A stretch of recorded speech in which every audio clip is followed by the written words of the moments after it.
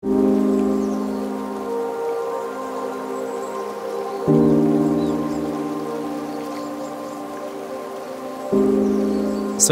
klausītāji!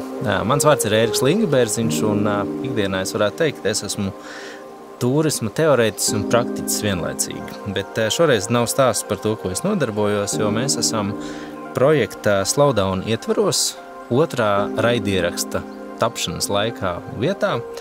Un šodien, pirms mēs ķeramies klāt pie tēmas par turismu lēnināšanu vai lēno turismu, es gribētu iepazīstināt arī ar mūsu runātājām vai praktiskajām turismu darītājām. Un mēs šodien satiksimies un kopā par tēmu runāsim ar Elīnu no vietas, kas saucās Ķiploku pasaule, ar Daci no restorāna Neptūns Jūrmalā un ar Līgu no vietas, kas saucās Dabas zirgi un kas ir sociālais uzņēmums.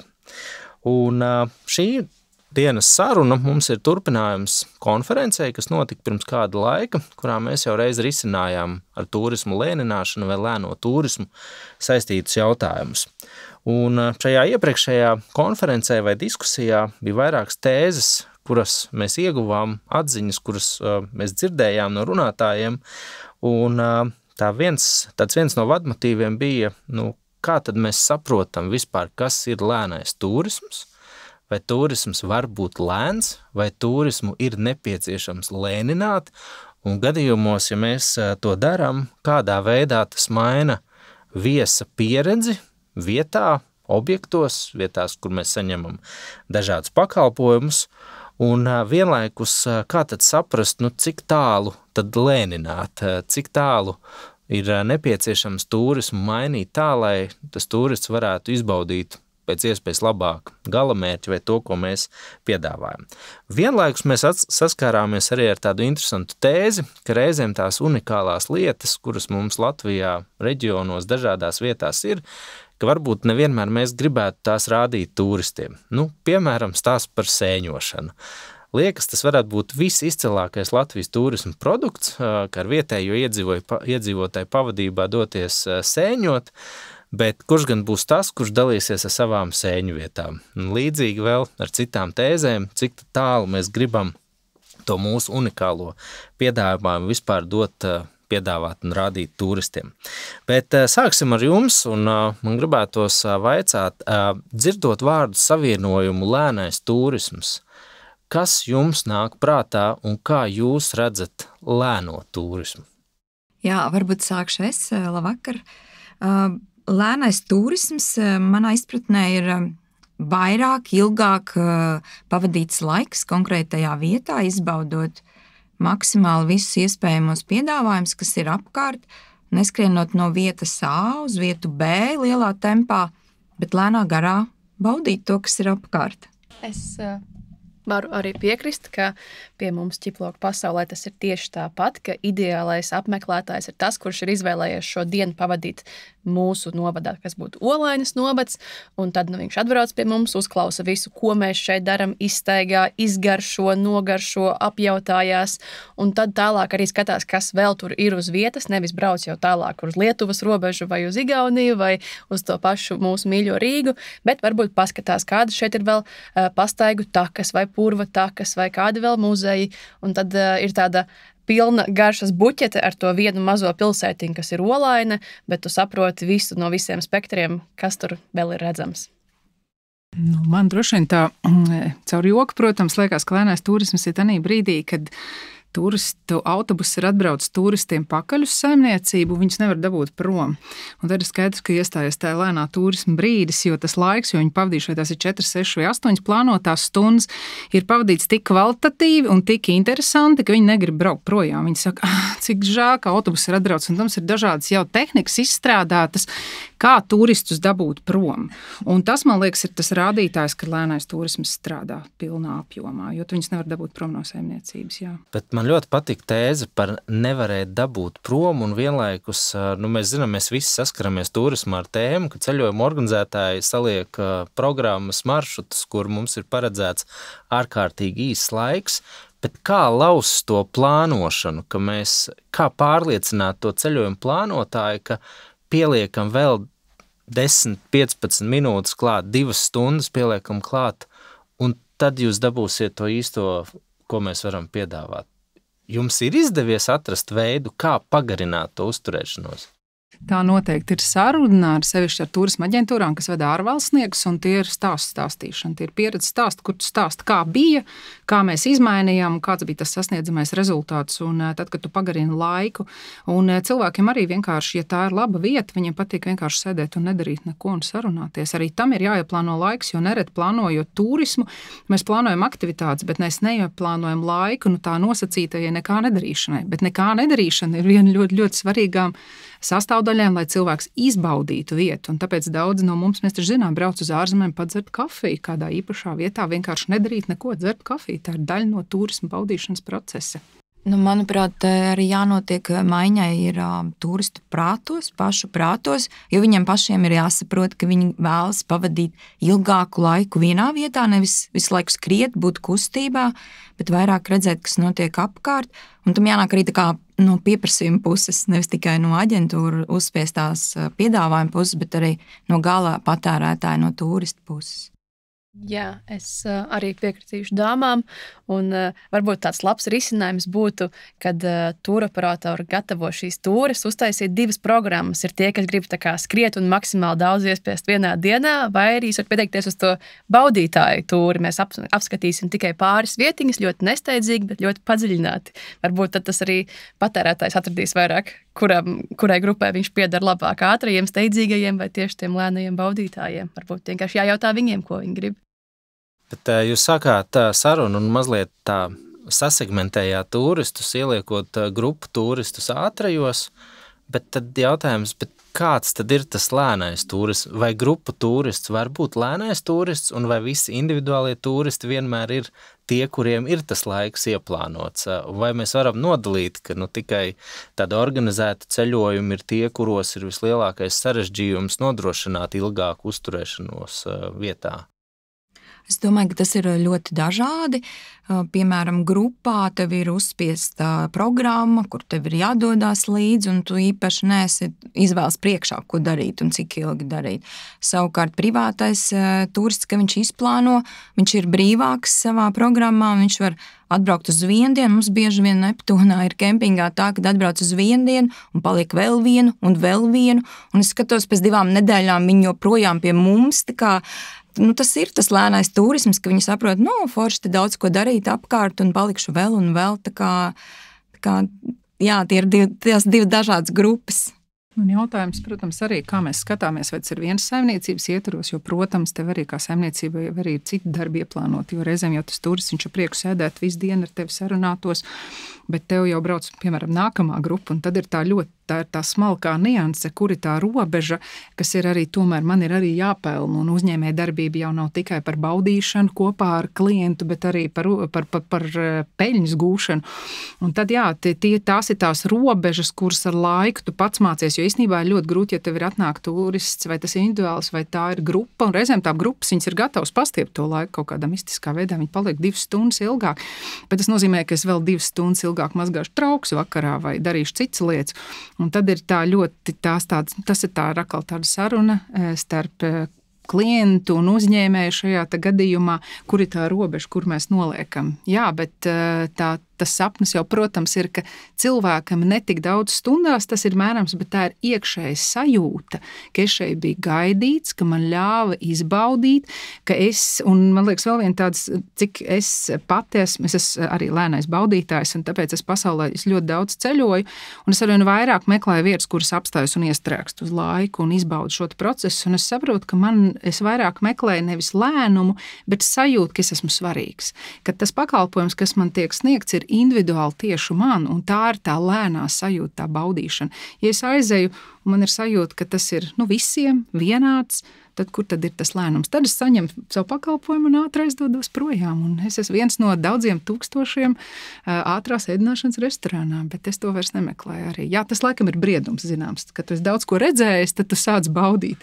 Bet, Līga, jūs pieskārāties interesantai tēmai, jūs esat uzņēmējs, jūs strādājat tāpēc, lai pelnītu, un tas ir normāli un saprotam, bet es varu iedomāties, jūs noteikti skatāties uz to, ko mēs biznesā saucam par tiešajiem, netiešajiem konkurentiem vai citiem līdzīgiem vai netik līdzīgiem uzņēmējiem, kā jūs jūtaties ar savu pieeju, ka jums ir svarīgi, lai turists būtu ilgāk, lai gūtu labāku, saturīgāku piedzīvojumu jūsu vietā, ka jums rūp tas, ka tas pakalpojums, ko jūs sniedzat, ir tāds, ko atcerēsies pēc gada 5, 10 un 15, lai gan nav noslēpums noteikti 5, 10, 20 km radiusā, jūs varat atrast arī vietas, kur galvenais ir tas bizness, pelnīšana, un grupas individuāli, kur iebrauc un aizbrauc.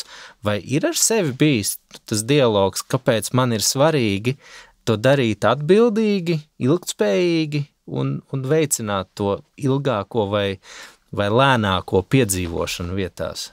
Manuprāt, mūsu ģimenē tur nav ilūzija, ka mēs esam kaut kāds mega lielais korporācijas uzņēmums un biznes. Mēs zinām ļoti labi, ka mēs esam mazie uzņēmēji, un tā ir tā arī mūsu privilēģija dot vairāk laiku un vairāk tādu īpašu attieksmi un ar katru grupiņu parunāt un saprast, no kurienes viņi ir atbraukuši, kāpēc viņi ir atbraukuši. Tad arī iepazīstināt ar to mūsu stāstu, un tad tas viss tā intīmāk, un mēs zinām, ka jo intīmāk un tādu personalizētāku pieredzi mēs viņiem iedosim, jo lielāka iespēja, ka viņi pateiks vēl 3, 4 arī tādiem pašiem, ar tādu pašu gaumi esošiem ceļotājiem par mums, un viņi atgriezīsies. Un mums, ja tie ir vēl papildus 3 klienti, kas atbrauks, ir tā kā ļoti liela nozīme. Tas mazajiem uzņēmumam nozīmē daudz, tāpēc mēs tad labāk iedosim no sevis visu, ko varam, un gaidīsim tad vēl atpakaļ tādus pašus lēnu turisma vai personalizētas pieredzes cienītājus atpakaļ.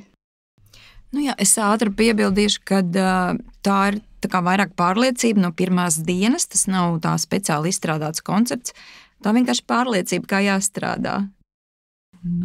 Es no tādas, paskatoties atkal par pārliecībām un par to, kāds ir tas rezultāts, viens ir tas iemesls, ka tev tā patīkamā sajūta, ka tu esi laimīgs, ka tev aizbrauc cilvēks projām, viņš ir priecīgs, viņš saka paldies, tā ir tā gandarījuma laimes sajūta, bet otra gandarījuma sajūta ir tāda, ja mēs esam tā miedarbība, lēns turisms nav lēts turisms, tas nekad tas nav iespējams, un katra šī stunda kaut kādā veidā tiek kompensēta materiālā ziņā, un cilvēks, kas brauc baudīt procesus, viņš atbrauc pie manis un viņš ēd no traukiem, kas ir amatnieku roku darbi, tātad par kaut kādu finansējumu šie te trauki ir jānopērk.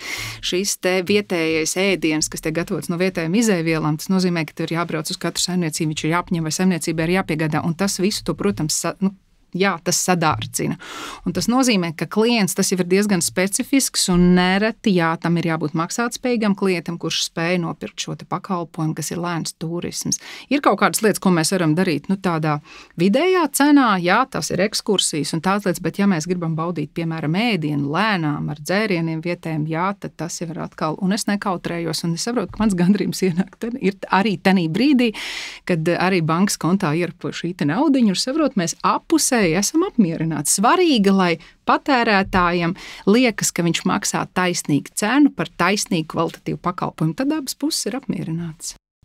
Tur varētu papildināt arī, ka kaut kādu laiku mums likās, varbūt mēs par daudz prasam tur to naudiņu par degustāciju un visu, bet mums vēl specifika tāda, ka, ja tur ir ķiploku ķirbju krēmzupa, tad tas ir mammas izaudzēts ķirbis un mammas izaudzēts un iestādīts un ravēts un novākts ķiploks, un tie ir arī tie paši amatnieku trauciņi, no kuriem viņi ēdīs, un viņi arī jau parasti 2 stundas pirms grupas ierašanās tad sāk to zupu sildīt, lai gan viņi ir vēl sagriezt un sagatavot vēl laicīgāk, tad ir tā tējas gatavošana, kas ir ingvera ķiploku tējiņa, kur arī ir savs laiks, kamēr viņa ievelkās un atver tās garšiņas, tad ir visa degustācijas gatavošana, un beigās, ja liekas, ka tas cilvēkiem mums bija, labi, tur stunda vai 2, un samaksājām to summu, tad beigās mēs, lai viņus sagadītu, patērējām vēl ļoti, ļoti daudz stundas pirms tam, un vēl daudz stundas arī pēc tam, lai tiešām to grupiņu tad smuki pavadītu un visu arī pēc tam novākt. Tā ir laba lieta, ko jūs teicāt par to, ka klients ir maksātspējīgs, un viņš arī zina, par ko viņš maksā.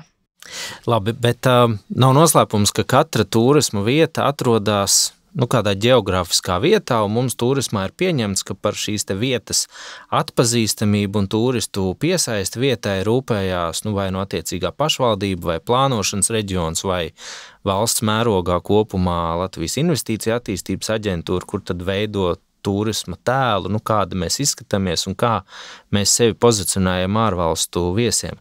Jautājums, cik lielā mērā jūs katrs savā vietā, kur jūs strādājat, jūtat, ka šīs te galamērķu pārvaldības organizācijas domā virzienā par turistu, kurš ir gatavs samaksāt vairāk un uzturēties ilgāk, turistu, kuram ir svarīgāka pieredze, kas ir autentiska, unikāla, nevis masu turists, tāda turistu piesaiste, kuram ir svarīgi, ka viņu sagaida īpaši piemeklētā veidā un ka viņš ierauga Latviju caur tādu daudz personalizētāku un dziļāku piedāvājumu. Vai tomēr jūs saskaraties ar to, ka jūs tādi vienas pašas ar citiem dombiedriem kopā un tas galvenais vēstījums, kas tiek sniegts, ir vairāk vērsts masu turismam? Es varbūt sākšu. Mans kolēģis no lauku ceļotāja, kad es apjautājos plašāku viedokli par slowdown turismu, viņš teica, ka mums šogad nav slowdown turisms, mums ir turisma slowdowns. Respektīvi, turisms krītās, un mēs to ļoti jūtam, lai gan statistika nezinu, kāpēc to neparāda. Kad sākās basketbola čempionāts Rīgā, tad no mums pazuda visi klienti, viņi aizskrien pie televizoriem. Tas, kas attiecās uz mūsu reģionu, mēs esam ļoti skaistā vietā Ķemeru Nacionālajā parkā, un visi praktiski viesi, kas arī apmeklē parku, zina par mūsu klātbūtni, un mums ir ļoti cieša sadarbība ar Ķemeru Nacionālo parku, arī vairākos projektos, tā kā šāda veida sadarbība mums notiek, bet, teiksim, lielāk konceptuāli no valsts mēs nejūtam atbalstu. Jā, būs jāpiekrīt, jo par mums zina aģentūras un mēs tāpat sadarbojamies ar mūsu vietējo rīcības grupu Lauku partnerību, kas aktīvi, Pierīgas plānošanas reģions. Tā skaitā es teiktu, ka ir mēģinājumi palīdzēt mums atbalstīt, bet tas, kas līdz mums nonāk, ir atsevišķas grupas, kas nereti ir tieši saistīts ar kādu konkrētu projektu, kas ir par šo tēmu. Bet teikt, ka tas būtu turists ikdienas, nē, tā nav. Tas ir mūsu vismaz mūsu uzņēmumā mēs vispār atrodamies, ja lauks var iedomāties kā lauks, tad mēs esam visdziļākajos laukos, kur ļoti sarežģīti iebraukt ar lieliem autobusiem iekšā.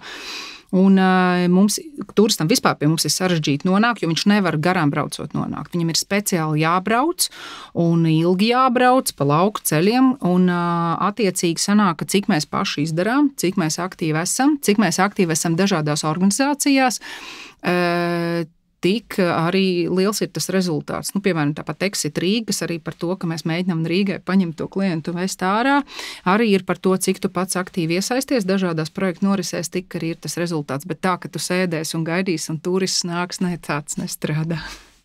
Jā, arī mūsu pusē, Zemgales pusē.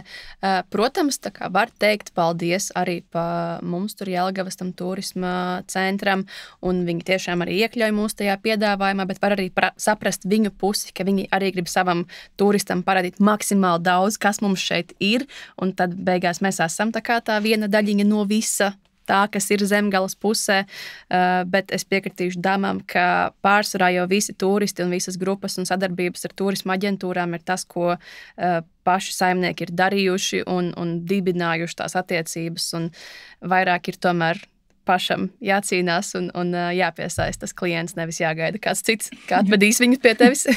Un es vēl piebildīšu, ka arī, ja mēs paskatāmies no turisma reklamēšanas viedokļa, tur ir arī tādi piedāvājumi, diemžēl, kurus es zinu, ka man būtu kauns vēst manus turistus, un es teiktu, ka, ja viņi man jautā, uz kurieni braukt, es nesaku, uz kurieni nevajag braukt, es iesaku, kur vajadzētu braukt. Un tas netiek kvalificēts, nav tā, ka mums būtu 1, 2, 3 vai 5 zvaigznītes par pakalpojumu sniegšanu attiecīgi. Ja mums ir, piemēram, izjāde, kas ir baisas zirgu, tas pakalpojums ir tāds, ka man nav skaidrs, kurš viņu pērk, tad mēs esam vienā katlā no turisma pakalpojumu reklamēšanas un stāstīšanas. Mēs esam turpat mājaslapās, ja mēs runājam par pašvaldības līmeni, mēs esam visi kopā vienā katlā. Bet kā jums šķiet, vai jūsu galamērķu pārvaldītājiem publiskajā pusē ir skaidrs, ka varbūt jūsu vietās tas īstais turisma attīstības virziens ir tas, ko jūs darat, mazākas grupas, ilgāks uzturēšanās laiks. Varbūt ir jāmaina kopējais vēstījums, kādu mēs vispār dodam par Latviju. Varbūt mēs esam viens liels lēnā turisma galamērķis. Man ir ko teikt. Es biju Brazīlijā maijā uz vairākām nedēļām pie latviešu diasporas. Es esmu arī tradicionāls mūziķis, un tā ir arī daļa no tām lietām, ko mēs piedāvājam savā uzņēmumā. Tā ir tradicionālā kultūra, un tā padziļināt, jo es esmu eksperts, gribētos domāt šajā jautājumā. Un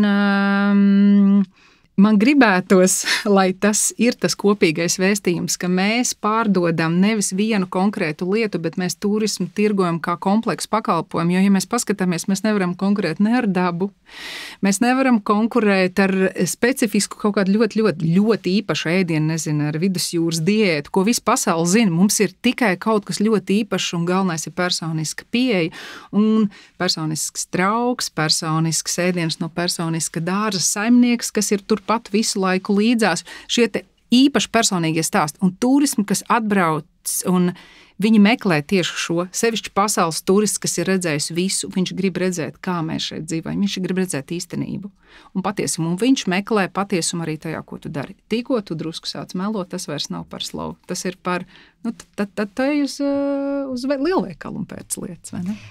Es par dabu nepiekritīšu. Manuprāt, daba mums ir ļoti liela vērtība, ko parādīt turistam. Un man ir bijuši turisti, kas saka, cik pie jums ir forši, ka te nevar satikt cilvēks. Tu izej mežā, izej pie jūras, nostaigā jūrtaku dienu un divas, un neviens nenāk pretī.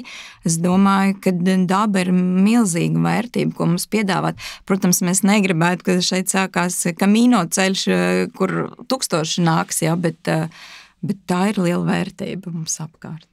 Jā, man droši vien jāpieprasīs ar to. Es domāju, ka tas nav kaut kas, kur tu atver turismu ceļvedi un tev ir, mums ir Niagāras ūdenskritums. Ka tā ir tā lieta, kas ir jāpārdod. Jā, daba mums ir ļoti, ļoti liela vērtība, tas lielais klusums un zaļums, bet viņš ir jāmāk pārdot. Tas klusums un miers, un tev jau ir tas slow. Viņš jau brauc meklēt kaut ko klusu un mierīgu un lēnu.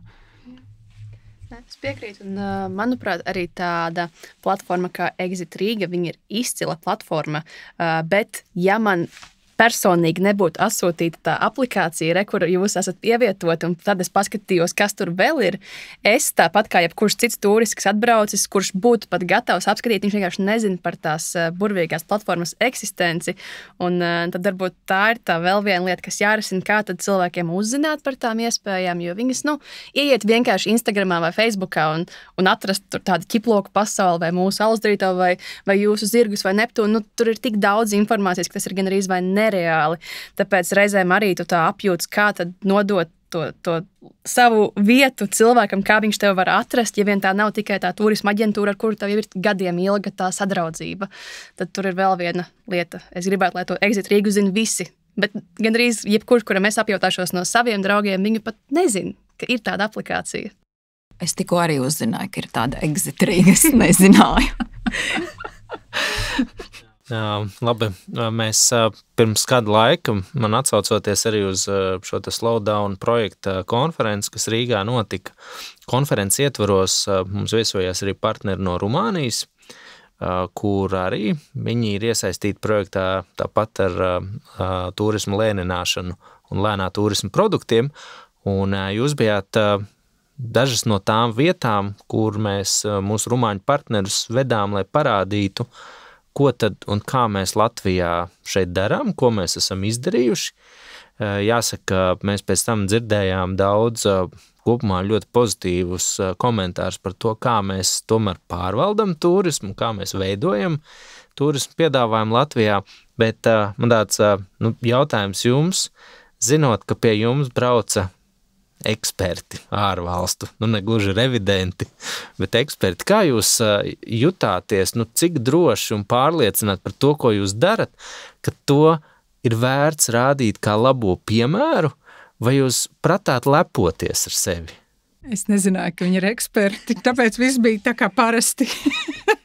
Kolēģis smējās un saka, ka viņas arī tieši tāpat nezināja, ka brauc eksperti. Attiecīgi viss bija kā parasti. Ja viņi teica, ka bija labi, tad bravo. Piekrītu. Un rumāņu kolēģi viesojās kempingā un teica, ka viņi atcerējās, kad viņi ar bērniem bija kempingā pavadījuši brīvdienas, tad bērniem tās bija labākās brīvdienas ever mūžā. Tā kā, jā, ir par ko aizdomāties. Mums bija tieši tas pats, ka mēs nezinājām, ka tie ir eksperti, bet varbūt labi vien ir.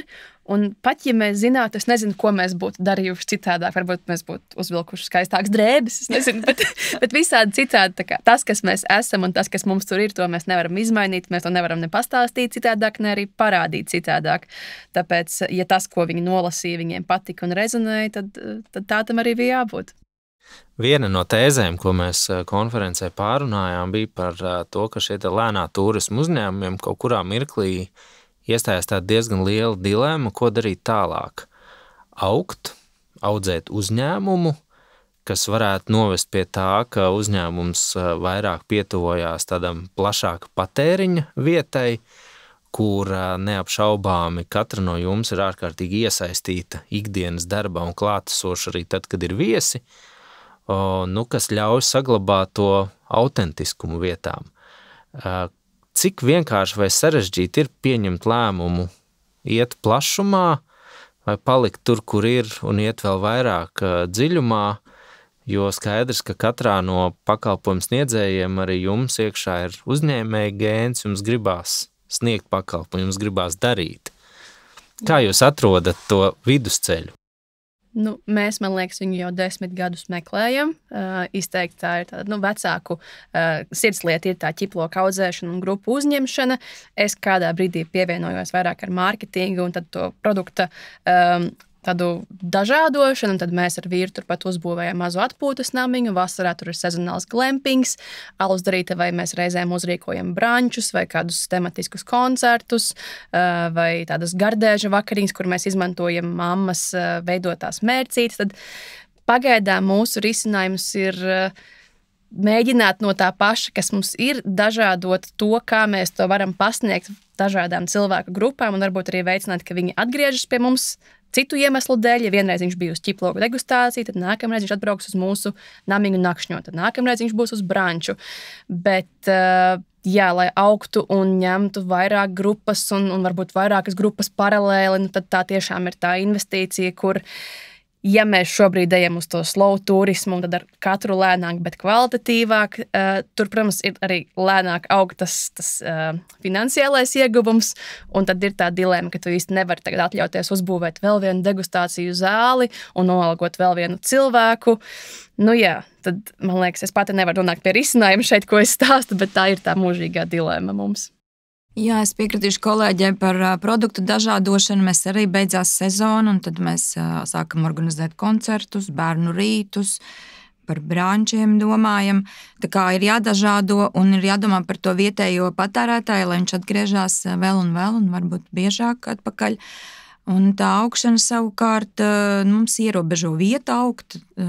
Vairāk tas ir tāds izdzīvošana nesezonā, lai pietiekami sakrātu līdzekļus ziemas periodam, riktīgi jānostrādā vasara kārtīgi, un tad ziemā tu vari vairāk radošāk izpausties.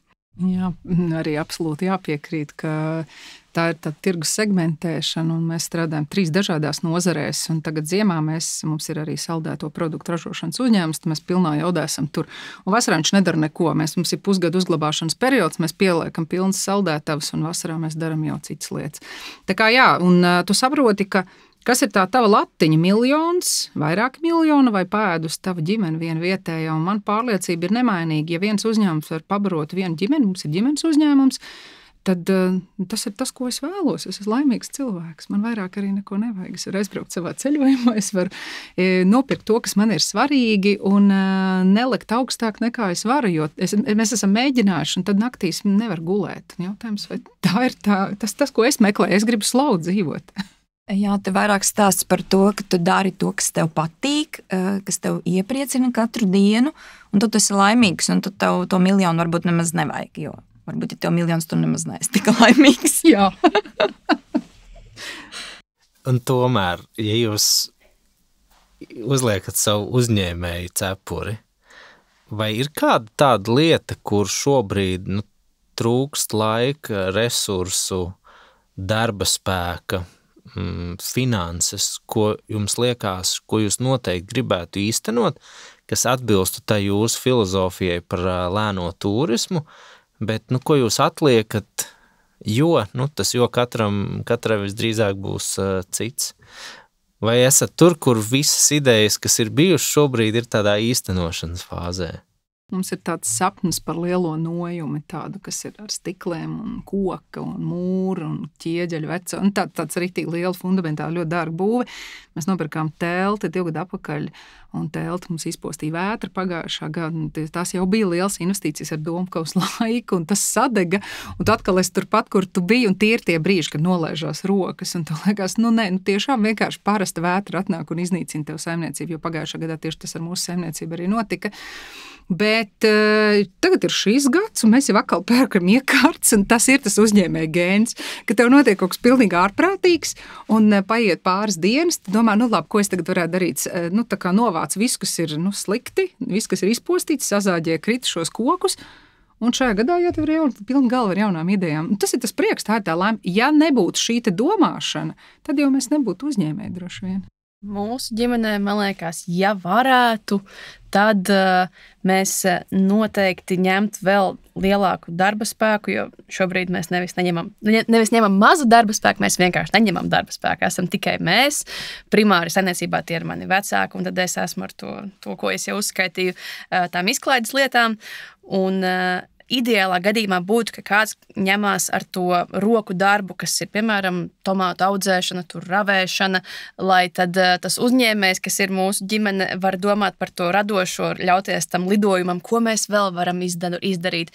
Piemēram, šajā vasarā mēs īstenojam to sapni par stikloto nojumu milzīgu, bet arī tāpēc, ka tēvs ar savām rokām viņu ņēma un uzbūvēja, un tad šovasar mēs viņu sākām jau piedāvāt kāziniekiem uz īri. Un tā tiešām tad burvīga lieta, ko mēs atklājām, ka var arī, tas arī ir lēts turisms, cilvēki atbrauc, viņi vismaz veselu nakti pie mums pavadīs, un tas nenozīmē, ka tev ir visu laiku jābūt ārā saulē, jāravē, jāpļauj zāle, un ir tāds vienkāršāks veids, kā arī to cilvēku pie sevis aicināt, un viņš izbauda to laiku, un tad tas būtu tas virziens, kurā mēs gribētu doties, bet kā apvienot, ka kāds turpina darīt tos praktiskos roku darbus, un tam tad vajag to cilvēku, un tam vajag to algu, un jā, ja būtu risinājums tam, tad pie tā mēs arī pievērstos noteikti vairāk. Jā, mēs savu 14 gadu laikā esam diezgan daudz jau ko izmēģinājuši, un kas strādā un kas nē, bet man tāds sapnis ir ierīkot, pat cik mēs esam sabiedriskā ēdināšanā, mums ir ļoti liels pārtikas atkritumu apjoms, un mans sapnis ir ierīkot kompostu. Attiecīgi, lai tas nebūtu smaka un vizuāli, lai tas izskatītos, un tā, ka mēs pēc tam to kompostu varam izmantot tālāk atpakaļ zemē, jo mums Jūrmalā zeme nav auglīga. Un jā, tas man tāds, kad laiks un līdzekļi būs, tad es gribētu tam pieķerties.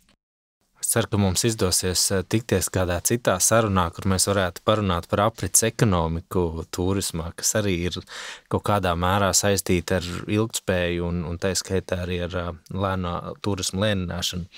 Bet, jūs minējāt pieredzi, kas jums ir ilgākā laikā uzkrāta. Ja šeit ar mums būtu klāt 3 jauni uzņēmēji vai uzņēmējas, kuras šobrīd domātu, kurā virzienā tad iet, kā jūs viņus iedrošinātu, balstoties uz tām savām pieredzēm, domājot un strādājot tā, kā jūs to darat, lai iedrošinātu vairot to lēnā turismu uzņēmēju loku Latvijā? Kas būtu tas, tāds ieteikums vai ceļa maize vai virziens, kurā varbūt doties, kā plānot, organizēt uzņēmēju darbību, kā attīstīt ideju, ar ko rēķināties varbūt, bet tā, lai iedrošinātu.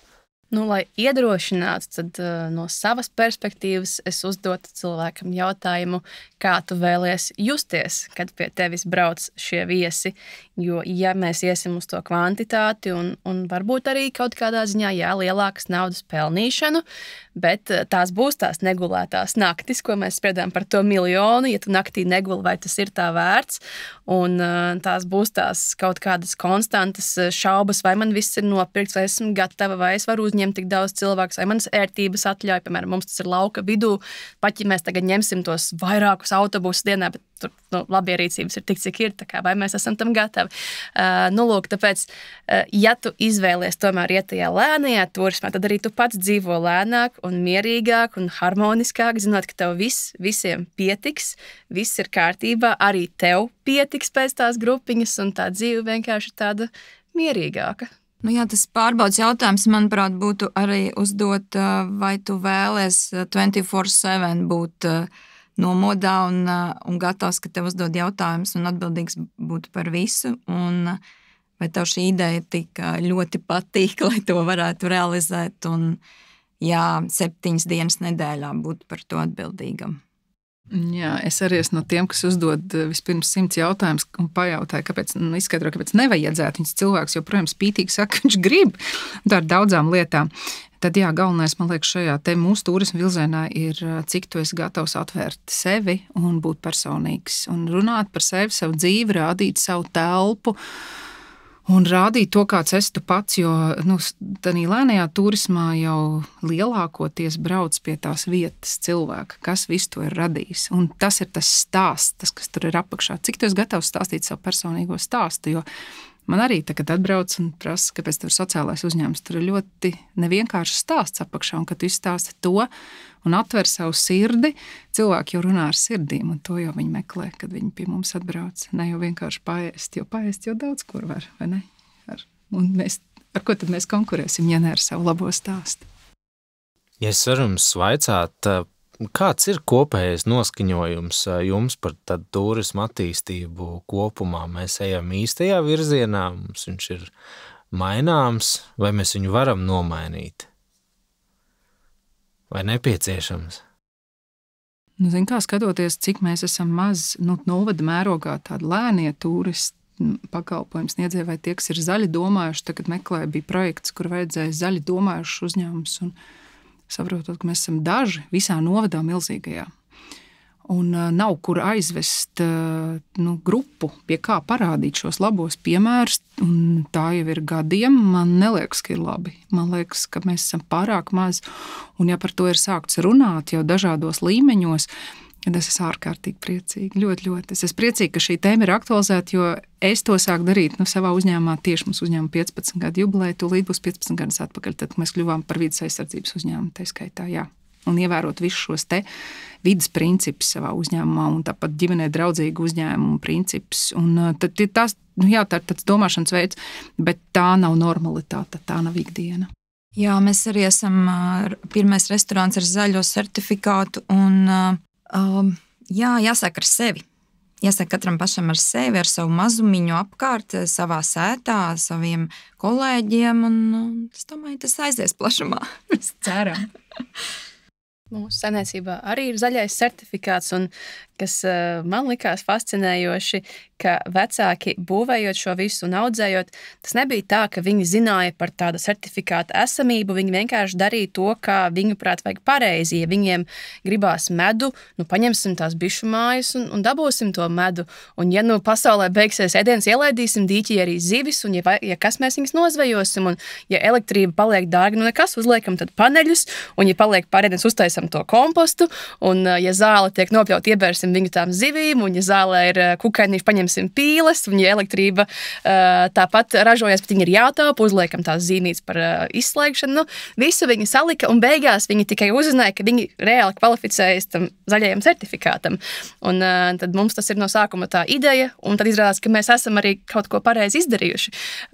Un tas, kas ir vēl foršāk, ka ja pirms kādiem, man liekas, pat 5 gadiem mēs tā baigi nedzirdējām par to vispār kustību, tur zaļā domāšana un kāda saimniecība mēs esam, tad jau to dzird arvien vairāk, un arī prieks, ka kur jau blakus sēž arī zaļā certifikāta īpašnieki, un kas vēl foršāk par to lēno turismu, jo agrāk arī mēs par tādu nezinājām, ir vienkārši turisms. Turisms pie mums brauc, mēs daram turismu, ātrs vai lēns, mēs nezinām, mēs vienkārši daram viņu.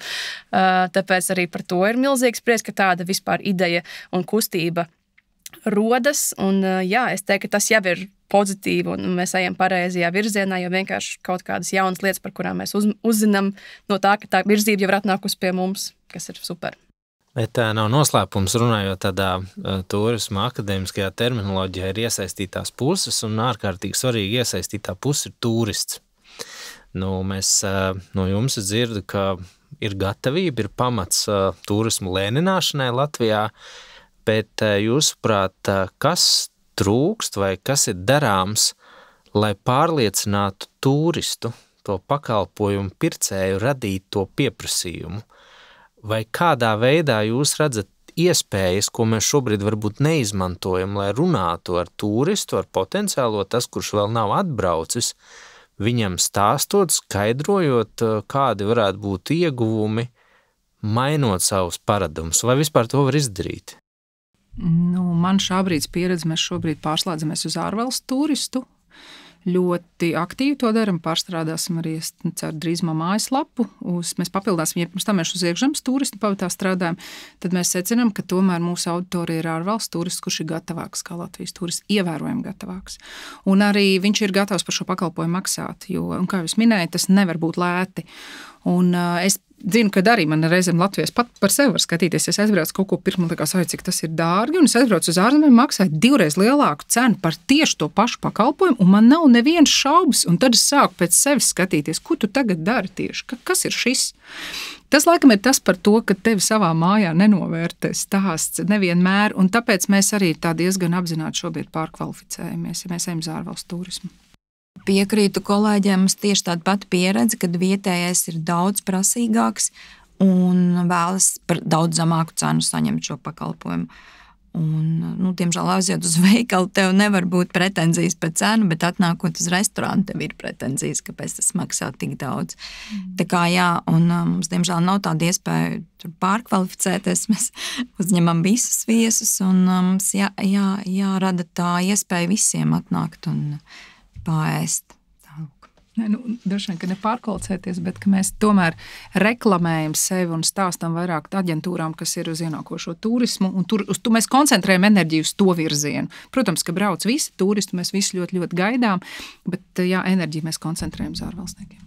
Jā, mums kaut kā arī maģiski, bet jau laikam no laika gala pārsvarā mūsu turisti ir braucis no Lietuvas, vai tāpēc, ka tā ir zemgales puse, vai, nezinu, Lietuvā dikti garšo ķiploki, mēs nesaprotam, bet, primāri arī, kad mums prasa, cik turisti jums atbrauc no kurienes, es teiktu, 90% ir Lietuva, un tad tā atlikusī daļa ir tas latvietis vai varbūt kādas citas valsts pārstāvis, un ir pat bijis laiks, kad mums visas norāda saimniecībā, tas ir turpat labierīcībās vai cenu zīmes un nosaukuma produktiem, tas viss ir vienkārši lietuviski, jo cita valoda baigi pat nav vajadzīga. Tad atbrauc kāds vietējais, viņš prasa, kāpēc tad nekas nav latviski.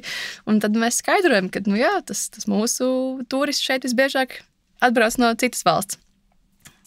Es gribēju piebilst par to pamatjautājumu par pieprasījumu radīšanu, kā mēs varam atbildēt uz pieprasījumu. Es domāju, ka mums jāmeklē arī tie cilvēki, kuriem ir šāda domāšana, mums ir piedāvājums viņiem, kuri domā zaļi un kuriem tas ir svarīgi atpūsties šādā veidā. Ne visiem tas varbūt ir tik būtiski, bet noteikti ir grupā ar auditoriju, kam tas ir būtiski. Labi, bet ja mūs tagad klausās viens potenciālais turists un domā, par ko tad ir stāsts? Kas tad vispār ir tas lēnais turisms? Jūs varat pateikt, kā jūs sev nodefinētu, vai vienkāršoti izstāstītu vienam turistam, kuram interesē atpūta, brīvā laika pavadīšana, rekreācija vai kāds cits motīvs, kāpēc vispār cilvēki ceļo, kas tad ir tas, par ko mēs šeit runājam? Es varu varbūt ar mūsu piemēru Neptūnām, ko mēs darām. Mēs paši esam šogad apskrējuši visas vietas apkārt, ko redzēt un ko ieteikt viesiem, pateicoties projektam Cross Retour. Un mēs sapratām paši, ka mēs tik daudz nezinājām un vajadzēja šādu projektu, ar ko mēs sākam. Viesis atbrauc pie mums un mēs iedodam Ķemeru Nacionālā parka karti, parādam, kas te ir apskatāms apkārt, un tad viņš pats izvēlās, cik viņš ilgi vēlas pavadīt šeit dienas, un tas viss ievelk. Tu paliec vienu dienu, ir forši, paliec vēl vienu dienu un vēl 3. dienu, tas tā ievelk pats, man liekas, tas lēnais turisms. Jā. Ja tā vienā vārdā nē, bet vienā teikumā raksturot, tad tas ir, ka tu atbrauc uz galamērķi un tev nav uzlikts kaut kāds taimeris vai laika atskaita, vai tev ir jāskatās pulkstenī, kad ir nākamais pieturpunkts, kad tu vari tā izkāpt no mašīnas un tad skatīties, kas tev šeit sagaida. Un no mūsu puses tas ir, ja cilvēks atbrauc tikai uz ķiploku pasauli, tad viņš negaidīja, ka tur būs arī alus darītava, viņš negaidīja, ka tur būs arī mazi dzīvnieciņi, kas staigā apkārt, viņš negaidīja, ka tur var palikt pa nakti glampingā vai namiņā, vai iet kublā, vai iet pirtiņā, vai aiziet uz skaistu pastaigu tauku apkārt ezeram. Tas ir tāds tā kā pārsteigums gan arī vai viņam, ka šeit ir daudz vairāk nekā es tajā tur Instagram postā vai brošūriņā biju izlasījis, ka viņš tā sēž un vienkārši wow. Un tā kā es esmu stāstnieks, tad vienmēr, tā, kad pie mums kāds atbrauc, es saku, ka šeit ir cits laiks, mums ir cita laika, tā kā skala, ka mums pulkstenis kustās lēnāk, ka kaut arī pasaulē laiks iet ātrāk, un tad ir apakšā vienmēr ir stāsti, katrai lietai, man liekas, ir jābūt, un visam, ko tu dari, jābūt ar stāstu un jēgu. Un tā ir lēnā turisma būtība, ka es zinu, kāpēc ir šis trauks, es zinu, no kurienes ir puķis, es zinu, ko es lieku uz šķīvi un zinu, kāpēc es spēlēju šo konkrēto mūzikas instrumentu un kāpēc mēs svinam Jāņus un kāpēc tie zirgi man ir kā sociālais uzņēmums, nevis vienkārši izjaušu biznesu. Un ja tu stāsti šos stāstus, tu kļūst personīgs, jo tie ir mani stāsti, tā esmu es pati un nereti jau ir, tas nav labi un es esmu prasījis turis ekspertiem, ko ar to darīt. Kā man brauc pie Līgas, un Latvijas turists jau vakar ir tāds, ka ja manis nav mājās, viņš nebrauc. Viņi ir bijis kāds saka, kā tu nebūsi, mēs tad nebrauksim. Un tas tā, manā gadījumā ļoti liels izaicinājums, jo viņš ir tik personīgs, ka es nezinu, ko man darīt, kā aizvietot. Un tad es gaidu, ka bērni izaugs. Es ceru, ka tie kļūs par aizvietotājiem uz ģimenes uzņēmumu. Tā, jā, tas ir par personīgumu. Jāklonējās. Jā. Vēl viens svarīgs aspekts, kuram Daci jūs pieskarāties apstaigājot apkārtni, ir vietējā kopiena un kopienas iesaiste un kopiena kā izaugsmes resurss un arī kopiena kā atbalsta punkts. Kā jums ir, cik lielā mērā, sauksim viņus par vietējiem vai tuvumā apkārt esošie, par jums zina, iesaistās, atbalsta, rosina, veido arī jūsu vietas stāstu vai vismaz palīdz veidot? Vai ir kādi pozitīvie piemēri, kur tieši kopiena ir palīdzējusi rast jaunu impulsu un tai vietai augt? Jā, es jau minēju par dabas aizsardzības pārvaldi, mums ir liela sadarbība, un tad viņi organizē talkas dabā, un mēs braucam ar zupu, vegāno zupu, parasti barot tauciniekus dabā ar īstajiem traukiem, īstajām karotēm, un mums tas nav grūti. Jā, tad mums ir šāda veida sadarbība, un noteikti uz otru pusi skatoties, pat cik mums ir restorāns ar vēsturi, 57 gadi, tad ir cilvēki, kas nāk un saka, mēs te tur svinējām kāzas, un tad dzimšanas dienu un tā, un pat cik 57 gadu laikā ir bijuši daudz kāzas un dzimšanas dienas, tad viņi atnāk un atcerās un izstaigā tās vietas, un tā kā tādu jaunības vietu izstaigā. Jā, dažādi stāsti. Mums stāsta, ka dabas zirga savulaik tādā trakumā mēs sākām vispār to kopienas iniciatīvu kā tādu, ja tā varētu teikt, un šobrīd mums ir savu kopienu, kas ir viedais ciems, un dabas zirga ir daļa no šīs te visas būšanas un darīšanas, un aktīvi iesaistās ikvienā procesā, gan es kā līga, aktīvi esot kopienas valdē, gan uzņēmums kā uzņēmums nodrošināt dažādas tādas sadzīviskas lietas, nezinu, tur vai puķa dobē mēsls, tad tie loģiski ir mūsējie, vai vajag vietu, kur notika kādam notikumam, tad tas notiek pie mums saimniecībā. Un būšana kopienā ir daļa no vispār manas pasaules redzējuma, ka uzņēmums nav nodalīts, sevišķi mēs runājam par lauku reģionu, viņi nav iespējams nodalīt no apkārtējiem cilvēkiem. Un vistrakākais, kas var notikt, ja cilvēkiem, kas tev ir apkārt, ir pretestība pret tavu uzņēmumu. Un tāpēc man ir liels gandarījums, ka ir kaut kādas situācijas, kas veidojās, nezinu, piemēram, mums tur kāda cita saimniecība atstāja zirgu kakas uz ceļu, un tad viss saka, jā, bet redz, jūs atstāja, bet dabas zirgi vienmēr notīra, viņi ir labi, un ņemiet piemēru no viņiem. Un tad tā miedarbība un cieņa pret saviem kaimiņiem, un saprotot, jā, ka pirms brauc turisti, tas, protams, ka viņiem traucē, kādā ziņā, kādā mērā, bet tad man liekas, ka ir ļoti labi, ka mēs kā uzņēmums varam iedot kaut ko vienmēr pretī, un tās rokas kustās abāk. Un tā ir arī laikam atšķirība tādā domāšanā, ka manā saprašanā mēs neesam vienīgie šajā pasaulē, ne mēs runājot par vidi, ne par savu ciemu un apkaimi, mēs esam daļa, un tātad, ja iedzīvotāji mani piecieš, man uzņēmē darbību, tad, un ir jauki pret mani, tad man pretī ir kaut kas labs jādod viņiem, un tādā ziņā mēs esam arī ļoti sociāli atbildīgs uzņēmumi, mēs aktīvi dalāmies ar to, kas mums ir. Jā, man laikam būs mazāk ko piebilst, jo jūs jau visu ļoti labi arī pateicāt par to kopienas sajūtu. Mums tieši tas tuvākais pilsēta, tā ir Olaina, tā ir diezgan maza pilsēta, mēs esam tomēr arī gandrīz jau Pierīga, tāpēc varbūt tur nav tik ļoti aktuāla vai tāda kopienīga sajūta. Es nezinu, mēs tādi visi gandrīz piepilsētnieki esam, katrs tur gandrīz par sevi, bet tas, ko mēs jūtam, ir starp saimniecībām tieši tās grupiņas, kuras mūs apmeklē. Mēs jau zinām, kur viņi ir bijuši pirms tam un kur viņi brauks pēc tam, un reizēm mēs tur nosūtam dāvaniņu nākamajam saimniekam caur to grupu, pie kura viņi viesosies, vai kāds mums tur šī takī sēņa audzētājs atsūta tos viestiņu mums, jo viņš zina, ka tā grupa brauks pie mums, un tad mēs tā savā starpā sadraudzējamies, jo mēs zinām, ka mēs esam tāds vienots, tas apskates tāds objektu kopums, un tādā ziņā mēs draudzējamies, vai arī ja kāds mums prasīs, kur tad braukt, kas te vēl ir, tad mēs noteikti ieteiksim tos savus zināmos arī saimniekus un saimniecības un vietiņas, kurus apskatīt. Otra lieta, ko mēs varam varbūt novērtēt, kad ir tādas korporatīvās dāvanas vai Ziemassvētku laiks, tad pašvaldība noteikti atcerēsies par mums, un ir bijis, kad viņi uztais tādus lielākus pasūtījumus, un ja viņi kādam tad dāvinās to reprezentatīvo dāvanu, tad viņi tur ieliks mūsu produkciju, mūsu alu un mūsu ķiplokus, un tas arī ir tā jauki, ka atcerās par mums. Bet otrs arī tas, ka vienkārši mūsu novadā arī nav super daudz citu tādu ražotāju, tāpēc te nu mēs esam.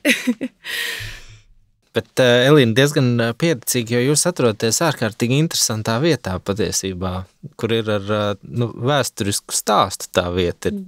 Jā, tas ir Uzvaras līdums, kas ir radīts Ulmaņu laikos un būvēts kā paraugu ciemats, kā nu visai Latvijai būtu jāsaimnieko, sadalīts 16 identiskās saimniecībās ar identiskām mājām un pat identisku platību un formu, un tur pats Kārlis Ulmanis piedalījās atklāšanā. Jā, tas stāsts ir ļoti interesants, bet atkal es pieņemu, ka arī jūs atbraucāt pie mums un tikai tad uzzinājāt, ka tāda vieta vispār ir un kāpēc viņa ir un kāds ir tas stāsts. Un, protams, ka mums vieniem nodot visai Latvijai to informāciju ir grūti. Mēs to varam tā klātienē, kad atbrauks, bet tāda mega marketinga kampaņa un mēs tagad stāstīsim par Uzvaras līdumu, tā ir grūti un atkal tā ir liela investīcija, tāpēc beigās par šo īpašo vietu arī uzzina tie īpašie viesi, kas ir atbraukuši, un viņiem arī ir tad vēlreiz tas kārtējais pārsteigums, ko viņi negaidīja braucēt pie mums, ka tas nav vienkārši ciematiņš, tas nav dīvains nosaukums Uzvaras līdums, tur ir tiešām stāsts apakšā, kāpēc arī mūsu darītava ir alus ar šādu nosaukumu. Un kāpēc vispār tā saimniecība tur eksistē, tad to mēs arī varbūt tagad es neatklāšu, lai tie cilvēki brauc un uzzina to stāstu, kas tad tur apakšā ir un kā mēs esam veidojušies. Paldies, ka padalījies. Man šķiet, ka atrašanās vieta jau ir vēl viens jauns piedāvājums, kā izzināt un izpētīt vietu. Un te jau man jānoreklamē arī, ka Lūdzu. tomēr mums Mežanieka apkaimē vēsturiski audzēja Rīgas kuģniecībai mastu priedis, jo mēs atrodamies bijušās Prostezera teritorijā, kad jūra atkāpās pie mums palika ezers, kur ir īpaši dīvaina augsne, kas patīk priedēm, kas aug lēni, taisni un bez zariem. Un tā mēs esam mastu priežu un mežsargu dinastiju vieta. Es pat nāku no vienas no šīm dinastijām, tā varētu teikt, un attiecīgi šis stāsts jau ir atkal nevis tikai par vienu uzņēmumu, tas ir stāsts par veselu pasauli, kas mums dzīvo apkārt, un otru lielāko purvu. Jums ir ķemeri, mēs esam Smerdukli, otru lielākie Pierīgā. Varbūt par Neptūnu 57 gadiem arī ir kāds stāsts, ko var Jā, atklāt. mums ir stāsts, runājot par plosniekiem, mums ir stāsts, kad bija vētra 67. gadā, 1967. Jūrmalā, līdzīgi kā bija pagājuši gadu, kad izgāz daudz kokus. Tad Neptūns ir celts lūk no šiem te kokiem nogāstajiem. Un bija ļoti daudz koki dabūjami, bet vajadzēja tikai kādu meistaru, kurš mācēja darboties ar tiem kokiem. Tad, lūk, Neptūns ir tāda koka ēka, kas celta tieši pēc vētras. Izcili. Man ļoti patīk šī sadaļa par vietām un vietu stāstiem. Bet jāsaka tā, ka mēs tuvojamies noslēgumam, un man gribētos mūsu sarunu noslēgt varbūt ar, sauksim viņu, par tādu vēlējumu un ieteikumu projektam Slowdown.